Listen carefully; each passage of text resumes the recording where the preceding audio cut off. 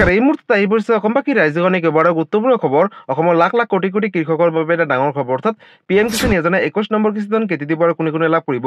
লগতে 21 নম্বৰ কিস্তিধন লাভ কৰিব হ'লে বিশেষ তিনিটাকৈ কাম কৰিব লাগিব। লগতে PM কিষাণ যোজনাক লৈ চৰকাৰে নতুন এটা হেল্পলাইন নম্বৰ মুকলি কৰিছে। যিকোনো অভাৱ অভিযোগ থাকিলে আপোনালোকে দিব পাৰিব হেল্পলাইন নম্বৰটোত অভিযোগ। গতিকে ভিডিঅ'টো সম্পূৰ্ণ চেষ্টা কৰা, ভালদৰে বুজি লওক। তো বলক ভিডিঅ'টো আৰম্ভ কৰোঁ। আজিৰ প্ৰথমটো খবৰ হৈছে ৰাজ্যৰ লাখ লাখ কোটি কোটি কৃষকৰ বাবে এটা ডাঙৰ খবৰ। অৰ্থাৎ PM কিষাণ যোজনা 21 নম্বৰ কিস্তিধন কেতিয়া দিব আৰু কোনে কোনে লাভ কৰিব। লগতে 21 নম্বৰ কিস্তিধন লাভ কৰিব হ'লে বিশেষ তিনিটাকৈ কাম কৰিব লাগিব।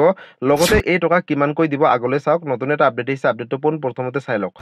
বন্ধুসকল, ইয়াতে চাওক, আপোনালোকে তিনিটাকৈ অপশ্যন দেখিবলৈ পাব। প্ৰথমতে আছে EKYC পূৰ্ণ কৰে। অৰ্থাৎ এইটো কেন্দ্ৰীয় চৰকাৰৰ তৰফৰ পৰা নতুনকৈ আপডেট দিছে যে প্ৰতিগৰাকী কৃষকসকলে এই তিনিটাকৈ কাম কৰিলেহে 21 নম্বৰ কিস্তিধন লাভ কৰিব।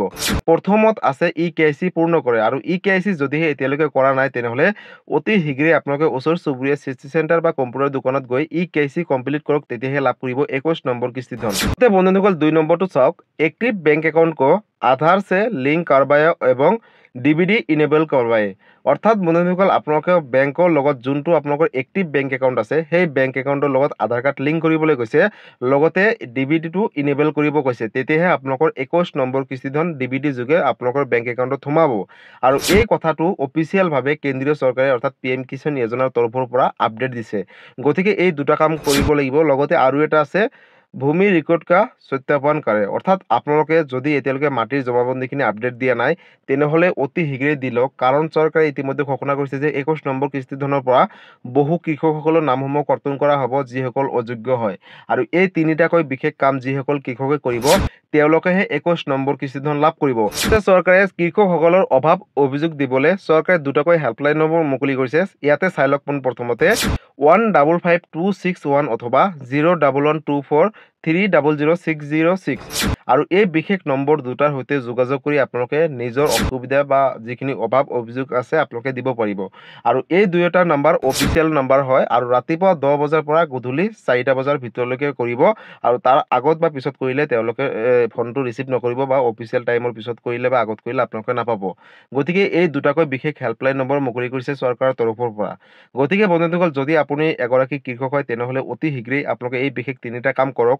লগতে যদি এই তিনিটা ঠিক আছে নে নাই চাবলৈ আপোনালোকে নিজৰ বেনিফিচিয়াৰী ষ্টেটাছটো এবাৰ চেক কৰি ল'ব। লগতে ইতিমধ্যে চৰকাৰে ঘোষণা কৰিছে যে নতুন এখন লিষ্ট প্ৰকাশ কৰিছে, যিসকল কৃষকৰ নামসমূহ থাকিব সেই লিষ্টখনত তেওঁলোকেহে লাভ কৰিব 21 নম্বৰ কিস্তিধন। আৰু লিষ্টখনত আপোনালোকৰ নাম আছে নে নাই চাবলৈ pmkisan.government.in অফিচিয়েল ৱেবছাইটত যাব। প্ৰথমতে ক্লিক কৰিব। ক্লিক কৰাৰ পিছতে তললৈ স্ক্ৰল ডাউন কৰিব। তাতে কেইবাটাও অপশ্যন দেখিবলৈ পাব।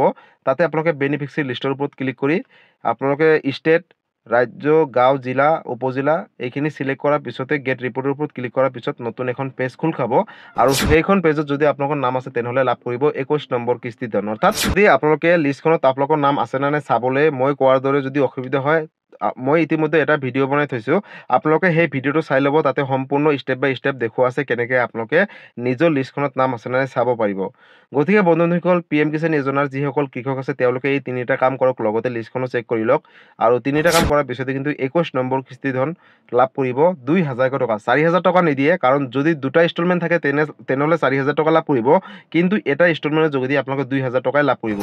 গতিকে বন্ধুসকল, PM কিষাণ যোজনাই 21 নম্বৰ কিস্তিধন দিব কেতিয়া চাওক। বন্ধুসকল, ইতিমধ্যে চৰকাৰে ঘোষণা কৰিছে যে কৃষকসকলে প্ৰথমতে এই তিনিটাকৈ কাম কৰক, কাৰণ টকাটো দিয়াৰ দায়িত্ব হৈছে চৰকাৰৰ। গতিকে টকাটো অতি শীঘ্ৰেই প্ৰেৰণ কৰিব। এতিয়ালৈকে ডেট ঘোষণা কৰা নাই অফিচিয়েলভাৱে, কিন্তু আহিবলগীয়া সময়ত কৰিব। আৰু বহু কৃষকৰ এইখিনি সমস্যা আছে বুলি চৰকাৰে প্ৰথমতে এই তিনিটাকৈ কাম কৰিবলৈ কৈছে। আৰু তাৰ পিছত চৰকাৰে সিদ্ধান্ত ল'ব, হয়তো দীপাৱলীৰ আগতে দিব পাৰে 21 নম্বৰ কিস্তিধন, অথবা দীপাৱলীৰ পিছতে দিব পাৰে। গতিকে ডেটটো ঘোষণা কৰা নাই, হয়তো আহিবলগীয়া সময়ত ডেট ঘোষণা কৰিব। যেতিয়া ডেটটো ঘোষণা কৰে লগালগ এটা ভিডিঅ' বনাই মই আপলোড কৰিম। তাৰ বাবে আপোনালোকে এই চেনেলটোৰ লগত জড়িত হৈ থাকিব। লগতে এই ভিডিঅ'টো সকলো কৃষকৰ মাজলৈ শ্বেয়াৰ কৰি দিব। গতিকে বন্ধুসকল, আজি আছিলে এইটো এটা ইনফৰ্মেটিভ ভিডিঅ'ৰ গুৰুত্বপূৰ্ণ খবৰ। ভিডিঅ'টো চাই কেনেকুৱা পালে, যদি ভাল পালে চেনেলটো নতুনকৈ আহিছে চেনেলটো ছাবস্ক্ৰাইব কৰিব, লাইক কৰিব। কিবা সুধিবলগীয়া বা জানিবলৈ ইচ্ছা আপোনালোকে মোক কমেণ্ট কৰি জনাব, মই নিশ্চয় ৰিপ্লাই দিবলৈ চেষ্টা কৰিম। লগতে সেই ভিডিঅ'টো সকলো অসমবাসী ৰাইজৰ মাজলৈ শ্বেয়াৰ কৰি দিব। ধন্যবাদ। জয় আই অসম।